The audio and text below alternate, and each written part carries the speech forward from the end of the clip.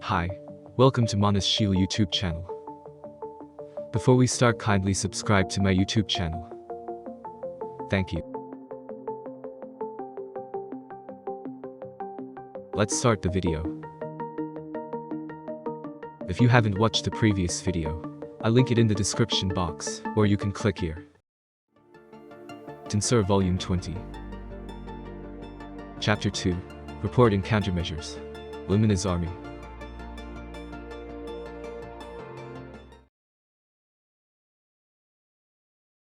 Luminas began to talk casually. I have an experience that some evil dragon destroyed my city. Boom. This sounds like something I've heard somewhere. No, it sounds like something I've received many complaints about. When building a city, the first priority is to ensure safety. I see. I think that's an excellent idea.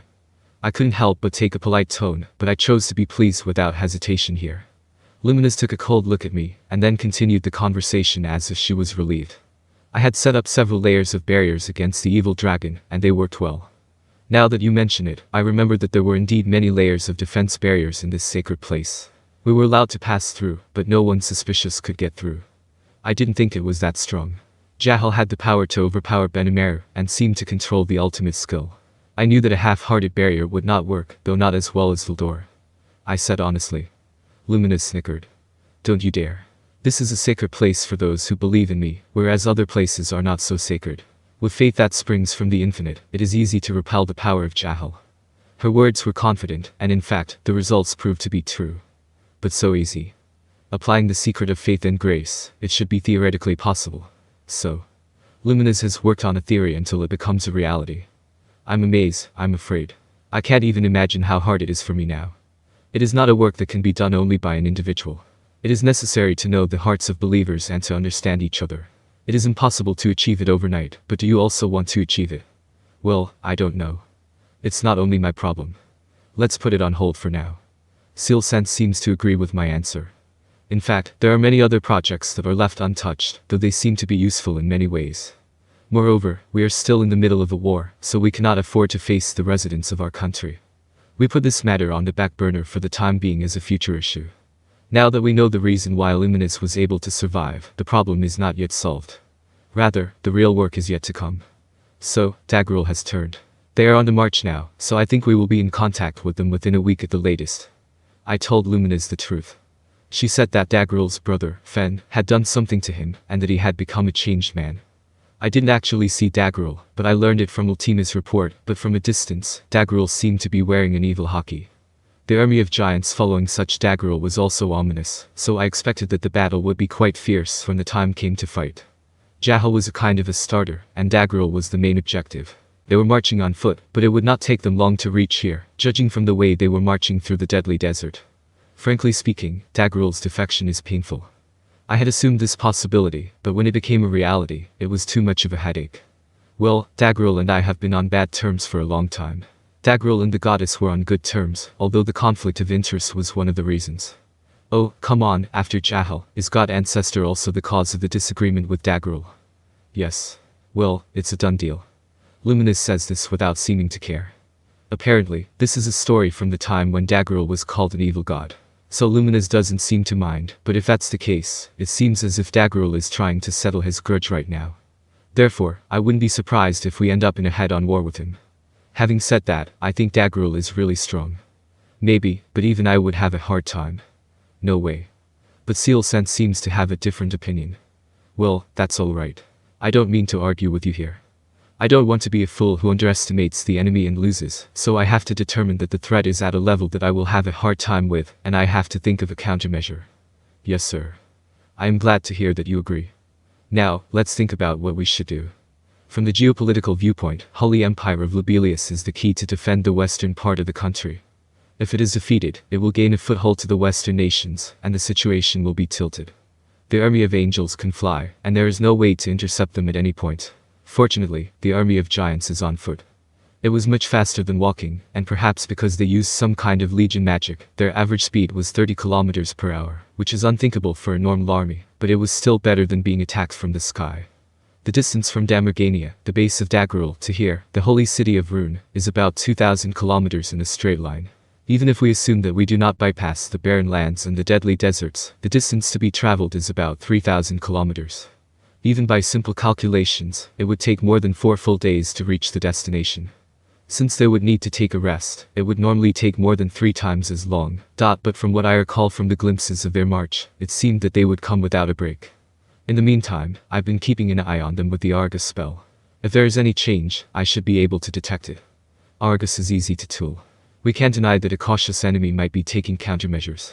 Argus is a magic to see what's going on in the area in real time, so there's no way to confirm if the scene has been tampered with. Of course, I'm taking countermeasures on the assumption that I'm being watched. So, if the enemy can manipulate the same kind of magic, we should assume that they have some kind of countermeasures. Of course, I might just be worrying too much, but in any case, I was sure that we must not let our guard down. There was something else to worry about. The story that we were able to intercept Jahal. I think we should not take it at face value. Since the objective of the mission was to turn Daggerel, it would have been logical to attack Luminas between them, if they were to defeat him. The reason why they did not do so is probably because of Jahal's outburst. I heard that Luminas has a history with Jahal, and she might have had some kind of plan, but from what I heard, I thought that Jahal's outburst, in other words, might have caused confusion in the enemy's chain of command. Luminas has a considerable amount of power, but if they were sandwiched between an army of giants attacking from the west and an army of angels from the sky, they would be helplessly overrun. It seems to me that the enemy was not consistent when they did not do so. Anyway, since I had arrived in time, I wanted to be in a perfect position to intercept the Daggerel forces before they arrived. So, how much time do we have left? Assuming that they maintain their marching speed, we can expect Daggerel's army to arrive in 4 days at the earliest. Hinata and the others will be back soon, but just in time for the decisive battle, I'd say. At worst, I'd like to call Hinata back immediately. It is not only Hinata, but also calling the Holy Knight Order back would be a good idea. Ingratia is still not safe with Masayuki. They have defeated Feldway, but the next attack may be a full-scale one. Well, Masayuki has Valgrind-san, and Tensura is still there. The Imperial generals seem to be surprisingly reliable, and the situation is probably better than ours, so I think we can withstand anything that happens. Yes. Hinata is representing the Western Holy Church, so it's not too much to ask. Reluctantly, Luminas agreed with me. If we selfishly called Hinata back at this point, it might be perceived that the Holy Church had abandoned the Western nations. If that happens, the trust we have built up would be lost at once. If things were really at their worst, it might be inevitable, but I am here to prevent that from happening. Well, I've brought Gadra, one of my men, with me, so he should be discussing the defense with the Dolmen by now. He's not as good as Hinata, but he's dependable, so I don't think you need to worry that much. When I said this, Luminas gave me an indignant glare. You're too optimistic. You don't know the horror of Daggerel, that's why you can talk so carelessly. No, I think Daggerel is dangerous, too. It's just that Seal-san's easygoing attitude makes me feel relieved and relaxed. I don't like to be called a no-bullshit person, but I think I'll be a snake if I talk back to her. I swallow my complaint in a mature manner and move on to the next topic before she can make any more comments. Anyway, let's check the strength of the team. I suggested. I don't expect her to tell me everything honestly because it is a military secret of another country. Even so, if we don't ask them, we can't even plan a proper operation. So I asked her the most important question. Let me ask you frankly, how many surmounters are there? This is quite rude, but this is the most important question. After all, since we cannot rely on the Holy Knight Order's captains, we really want to know what we can expect from them. From this point onward, it is better not to count those who are less than A rank in the strength. Especially if you have seen Carrera and so on. I even thought that it would be better not to bring them to the battlefield, if they would be wiped out by a single shot of a large-scale magic. In fact, the Holy Empire of Lobelia has announced the existence of a main force of Templar Knights, consisting of knights who believe in Luminism, as its defense force. Their number is 10,000. But, I'm sorry to say it, but from my point of view, they're just as good as the others. If we consider them in the category of human beings, they are strong, but I can only see a future in which they will be kicked out in front of Daggerel. Of course, it depends on the operation, but my character does not allow me to consider a soldier as a mere number. This is not a game, and we should aim for 0 casualties. In that case, I would like to have only the main force to do the fighting, and the others to assist. I wanted them to fulfill their duty to protect the holy place as barrier maintenance personnel. Luminas seemed to have understood my thinking. 7 are the most promising. The Demon Lord's army, which I have entrusted to his shadow, has established a ruling system of 7 great nobles, with Roy, or rather Louis, as the top king. Oh, this is more impressive than I expected. I am surprised that Mr. Surmounter, who is a good friend of Vesta's, is one of the 7 nobles. By the way, Gunther-san, the butler of Luminas, is not included in the 7 names.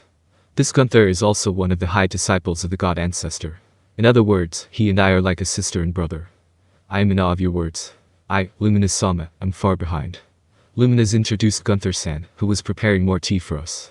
I knew him well and thought he was quite strong, but when he told me who he was, I was convinced. He also told me that Lewis was also a work of the Godfather. I was a little doubtful if I could call it a work of art or not. I was a bit doubtful if I could call it a work of art, though, since I heard that it was created but escaped and became wild and rampaging. I heard that it caused a lot of damage until Luminas took it down and brought it under his control. Well, it was a long time ago, so I can't say anything about it now, but I heard that it was one of the better episodes concerning the god ancestors, so I can remember how hard Luminas had to work. The 7 great nobles are derived from such Lewis.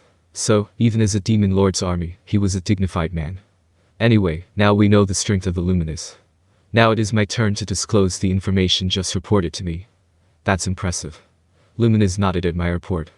Lumina's statement here is not a comparison between the 30,000 members of the Bound Titan clan and the 10,000 Templar Knights, but refers only to the number of over A-ranked warriors. It is not clear why Daggerel brought even lower-ranked warriors, but what should be emphasized is the quality rather than the number of warriors. We can be sure of this, since we have overturned the disadvantage of numbers many times before. And, if we compare the quality, Lumina's strength should have been about 400 Blood Red Knights, 300 Holy Knight Order, and nearly 700 over A-ranks. It should not have been so surprising to hear that there were nearly 1,000 members on the Daggerel side. However, since the Holy Knight Order was not present, there was no doubt that the Luminas side was overwhelmingly at a disadvantage. If the Luminas were defeated and their sacred lands were destroyed, the Western nations would surely collapse. Not only would the object of faith be lost, but also the existence of the Guardian would disappear, and the Western nations would be completely overrun in less than a month. If Daggerel's goal is only to destroy the territory, the destruction may be less severe. However, the people living there will suffer, and there is no telling how they will be treated.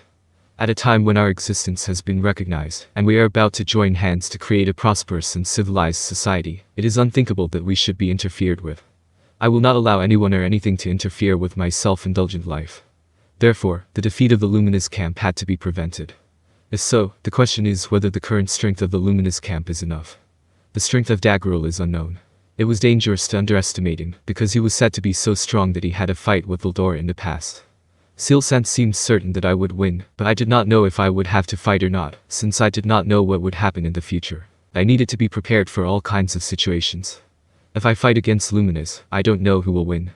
Luminas also possesses the ultimate skill of the deadly sins, so I don't think she will be defeated easily, but it's better to avoid a fight between generals if at all possible. Thank you for watching. Hope you enjoy it.